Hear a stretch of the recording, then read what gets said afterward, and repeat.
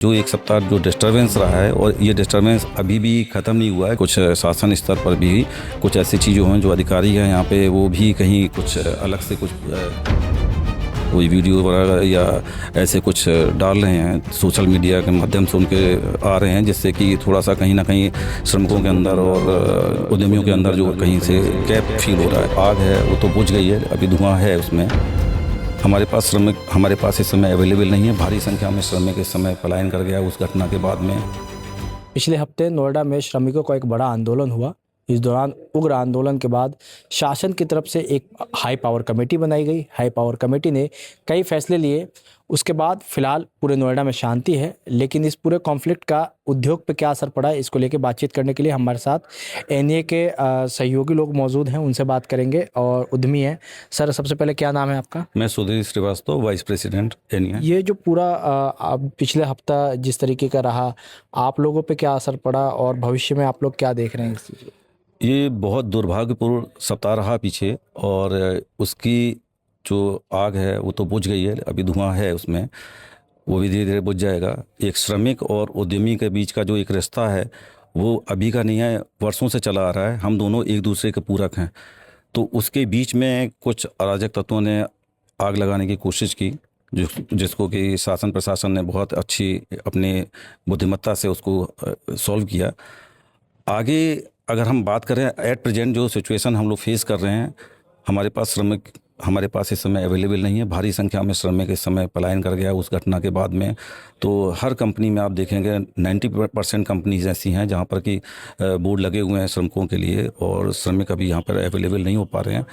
तो एक ये प्रॉब्लम आ रही है। दूसरा ये है कि जो एक सप्ताह जो डिस्टरबेंस रहा है, और ये डिस्टरबेंस अभी भी ख़त्म नहीं हुआ है, क्योंकि डेली कुछ ना कुछ नई नई चीज़ें जनरेट हो रही हैं, कहीं कुछ है। तो इसके लिए भी हम लोग कल जा रहे हैं लखनऊ में कि कुछ शासन स्तर पर भी कुछ ऐसी चीज़ें हैं जो अधिकारी हैं यहाँ पे वो भी कहीं कुछ अलग से कुछ कोई वीडियो वगैरह या ऐसे कुछ डाल रहे हैं सोशल मीडिया के माध्यम से उनके आ रहे हैं, जिससे कि थोड़ा सा कहीं ना कहीं श्रमिकों के अंदर और उद्यमियों के अंदर जो कहीं से गैप फील हो रहा है, जबकि ऐसा होना नहीं चाहिए। क्योंकि एनईए हमारा, आपने देखेंगे कभी भी हम लोग जब भी कहीं बजट में या किसी भी डिबेट में जाते हैं तो हम हमेशा डिमांड करते हैं, हमारे अध्यक्ष जी ने हमेशा इस बात को उठाया कि श्रमिकों के लिए सस्ते आवास की व्यवस्था हो। एक्चुअली जो श्रमिक है वो अपने आप को इस शहर का कभी मानता नहीं है, क्योंकि वो कहीं ऐसी जगह रहता है कि जहाँ पर हर 6 महीने साल भर में उनको बदलना पड़ता है।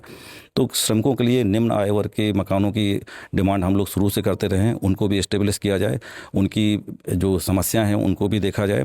और जो शासन प्रशासन ने या जो गवर्नमेंट ने जो सैलरी वेजेस मिनिमम तय किए हैं उसको हम लोग फॉलो कर रहे हैं, और उसी क्रम में हम लोग आगे बढ़ रहे हैं। और हम श्रमिकों से ये अपील करते हैं कि वो अपना काम पर वापस आएँ ज़्यादा से ज़्यादा, और हम दोनों मिलके इस शहर को दोबारा से उसी स्पीड से दौड़ाना चाहते हैं। हाई पावर कमेटी ने कुछ फैसले लिए, आप लोगों की तरफ से वो सभी मानने में गए, तो अभी उसका असर देखने को मिल रहा है?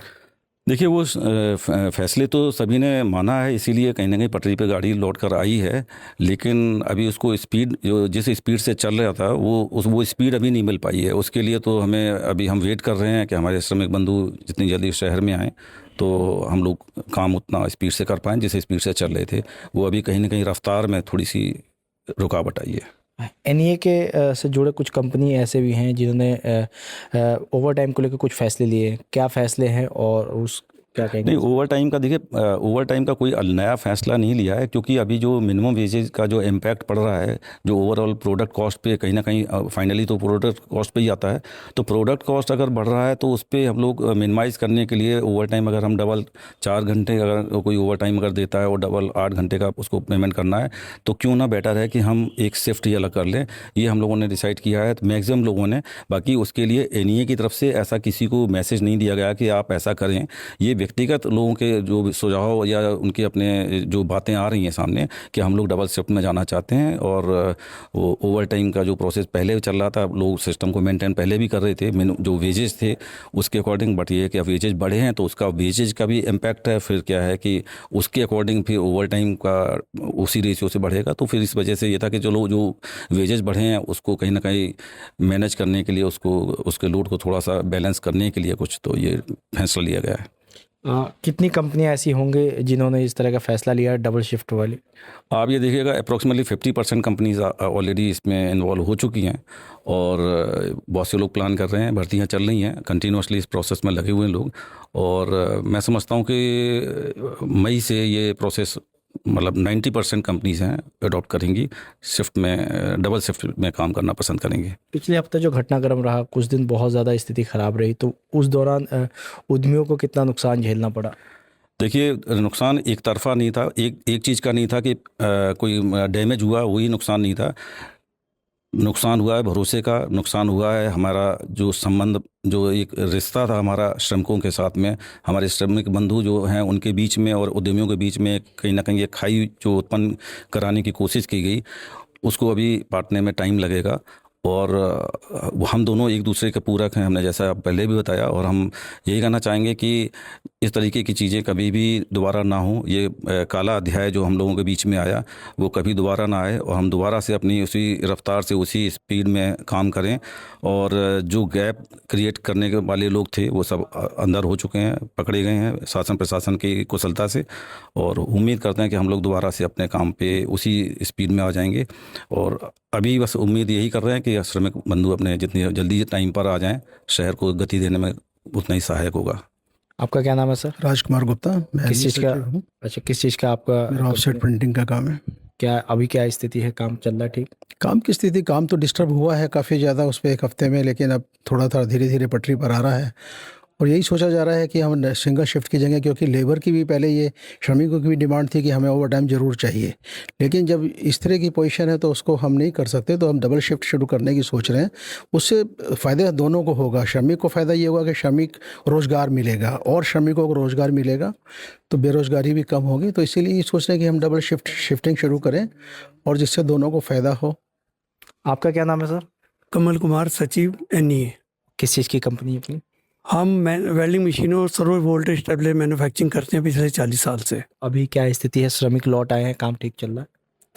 श्रमिकों की बात तो अभी शुरू हुई है, लेकिन अमेरिका ईरान के युद्ध ने इंडस्ट्री कमर तोड़ के रख दी है। गैस ना मिलने से प्रोडक्शन में फ़र्क पड़ा है, ऑयल ना मिलने से ऑयल के रेट डबल हो रहे हैं, रॉ मटेरियल मिल नहीं रहा, डबल रेट हो गए हैं, प्रोडक्शन में पूरा फ़र्क पड़ा। उसके बाद जो सिलेंडर की शॉर्टेज हुई है उसको सरकार ने संभाला होता तो जो ये स्थिति हुई है आज नहीं होती।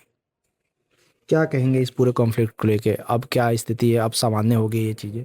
स्थिति सामान्य हो गई। जो भी उत्तर प्रदेश गवर्नमेंट ने बोला वो सारी इंडस्ट्री ने अपने आप में मंजूर कर लिया है। उनका आदर सम्मान से हमें मंजूर है। आगे इंडस्ट्री किस प्रकार चलानी है ये उद्योगपति अपनी फाइनेंस स्थिति, प्रोडक्शन स्थिति देख के करेंगे। हमें कितना कैसे ओवर टाइम देना है, पहले हम 11,000 सैलरी देते थे, 4 घंटे ओवर टाइम देते थे, 15-16 हज़ार उनको जाता था। अब 14,500-15 हज़ार कर दिया है, अब 20-21 हज़ार देने की स्थिति में नहीं है।